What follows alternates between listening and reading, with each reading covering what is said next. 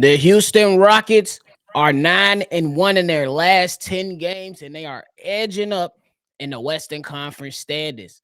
But can they steal a play-in spot from the Golden State Warriors or the Los Angeles Lakers? Who y'all know we go talk about it, plus more right after this. Welcome to the number one place for your daily basketball news and analysis, NBA Central.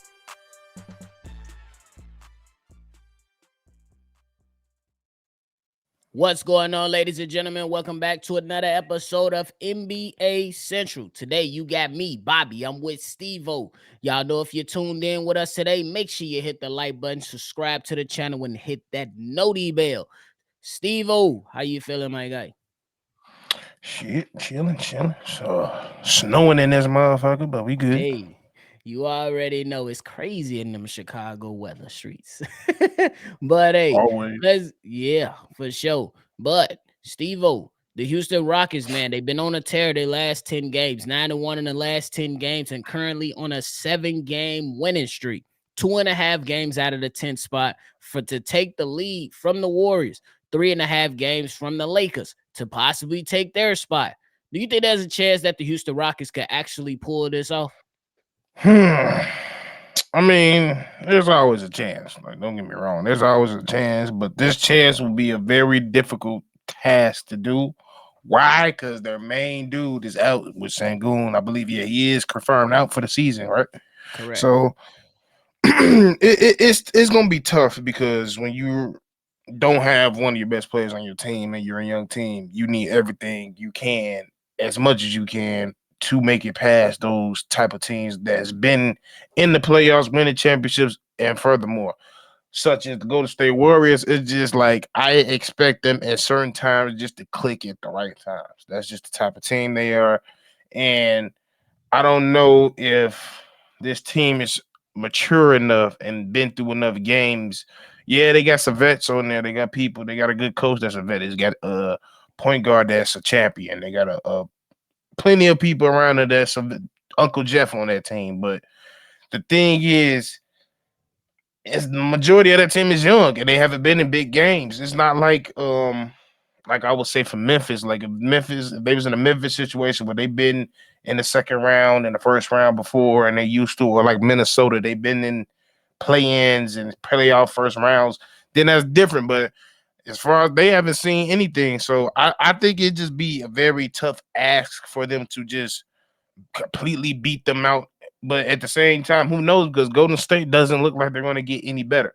And the only thing is, it's like there's no more ceiling with this Golden State team. The ceiling is gone, and there's nothing but a ceiling over there in Houston. So if they're playing out their mind, and we already know Ndoka is gonna have them coach right, and they're gonna play defense, so they always gonna have a chance. So I say it's a slight chance, but them not having Sengun is just gonna make it difficult. So their chance a little bit tarnished because of that, but it's a slight chance.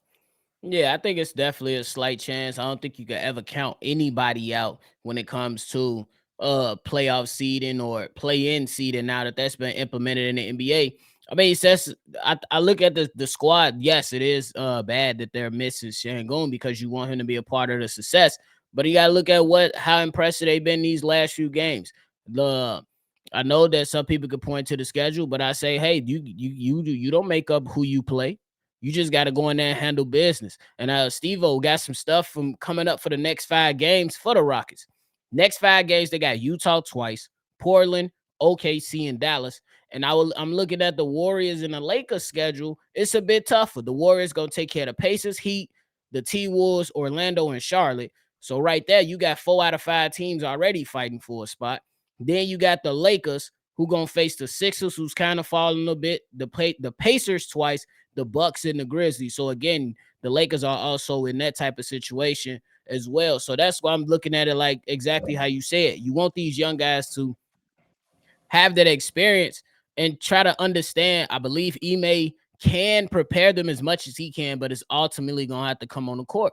So, Mhm. but when I read off all these games, does that kind of sway you in a different way, or you still pretty much looking at it the same way? Slightly because really in that whole thing for the Rockets, they only have to really, I will say, I mean, technically by the team that they are, they can't take nobody lightly.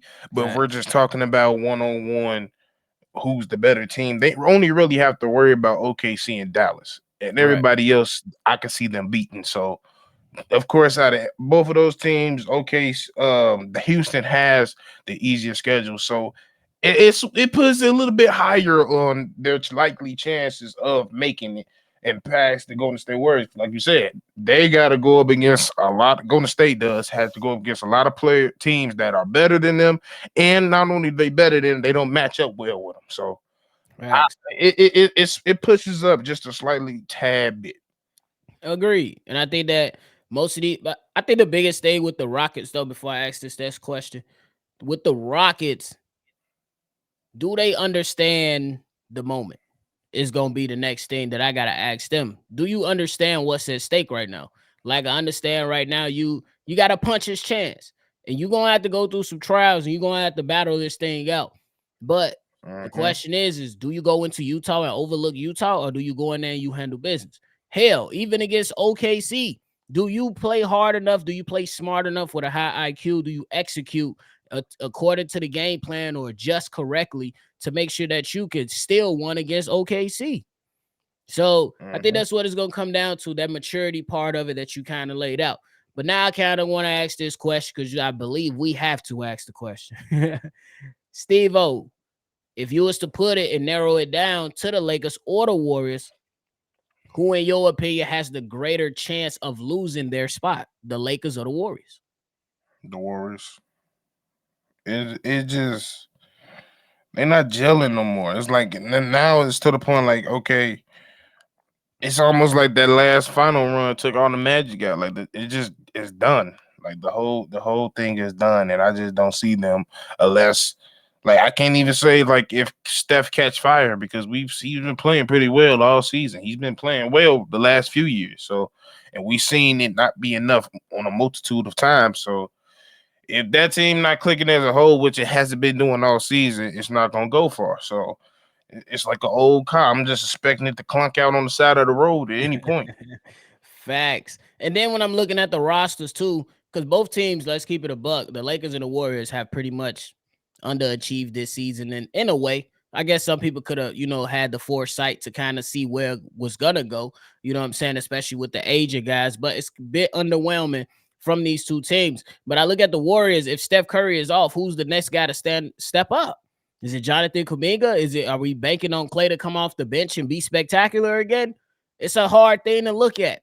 But then when you look at the Lakers, if LeBron ain't got it going, you still got AD. If AD ain't got it going, you still got LeBron. And then you got some. If you're looking at the role players, I believe the Lakers have more versatile and better role players. At least right now, I Yeah, believe that the because you Warriors, if just you're talking about another year or so, you might say, yeah, but we ain't got that. We talking about right now. yeah, because like I said, like you just said, besides Steph, who can give you 30 a night? Nobody. Like it's Steph or not. Like yeah, Clay can do it, but at this point in his career, we're not relying on him to do it. Facts. Versus, like you said, with Lakers, Bron ain't gonna do it. AD gonna do it. AD ain't gonna do it. Russ gonna do it. Right. If Russ don't do it, Austin Reeves gonna give you 25. Austin don't give you 25. You can rely on Rui. You gonna rely on Rui. You can rely on somebody else. Of Christian course. Jones probably on his way back. Who knows? So like, it's a lot of people you gotta look at though. Yeah, agreed.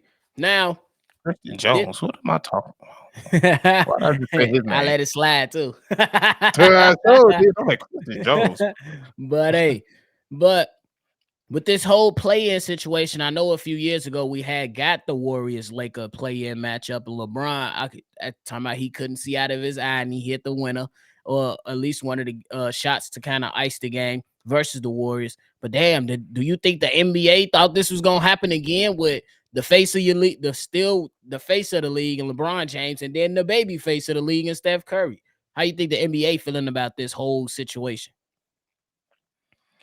I mean, they see money. If it make it to the play in, they see money. So they might like it, and hopefully they don't put their little knobby little hands into touching shit, trying to make things happen. Just let it happen. If they not good, they not good to make it.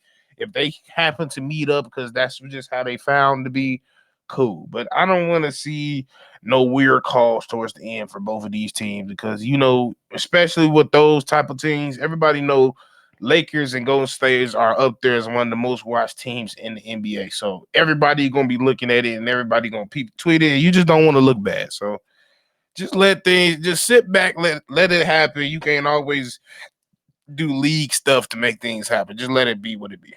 Yeah, and I'm looking at it as a one night to make a lot of money. if you're the NBA, it's one night to make a lot of money because it's gonna be two guys in LeBron James and Steph Curry who's been having these battles over the years, pretty much the entirety of their careers, however you look at it.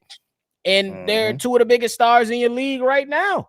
Still one of the driving forces in your league right now. So if you ain't gonna be able to make no money in a 7-game series, you better promote the hell out this play in. On me. Get everybody up on there, get the talking, laughing, kicking it, and we're gonna celebrate one game. One of these faces of the league at least will advance. At least for another play-in game. for another play-in game on the road. And then if they make the playoffs, they gonna hype them up like they did LeBron. You know what I'm saying? So, but I also think that Stevo, it's time to see some new blood, man. So I'm cool with showing the older guys some love, but I'm ready to see young guys too. What you think? Yeah, I want to see some new rivalries. Like we know all the new rivals. I want to see Shea get into a rivalry. I want to see even Houston. I feel like Houston, as you can see, the Bulls get into a little feisty squad. They're going to get feisty in the playoffs. So I want to see who they get in a rivalry with because this could be a fire starter for a rivalry because it's the playoffs. People want it.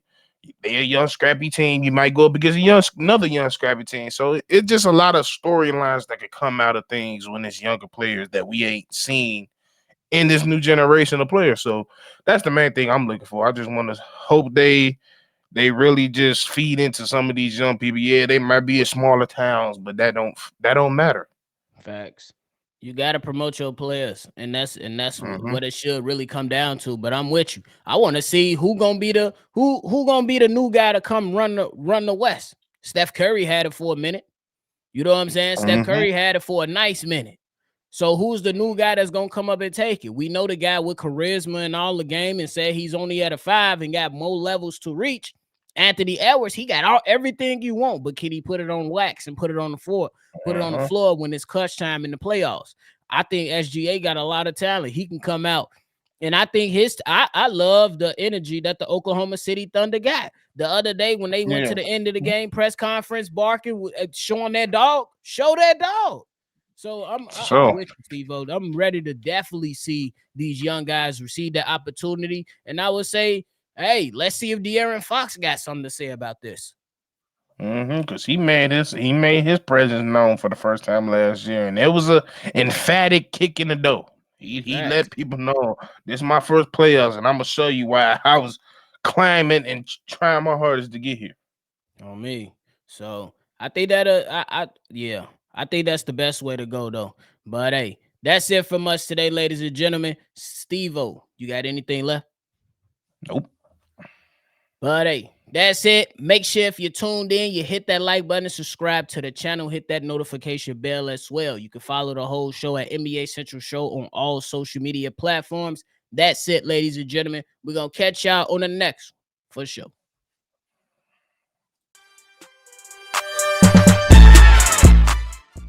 This has been a presentation of the Breaks Media.